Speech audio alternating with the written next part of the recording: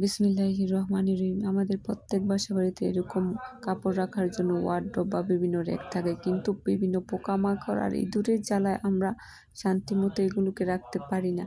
হয়তো কাপড়ের দুর্গন্ধ, নয়তো কাপড় চোপড় কেটে বিরাট ক্ষতি সাধন করে। পছন্দের এবং শখের কাপড়গুলোই অনেক ক্ষতি সাধিত হয়ে থাকে যদি এরকম পোকামাকড় থাকে।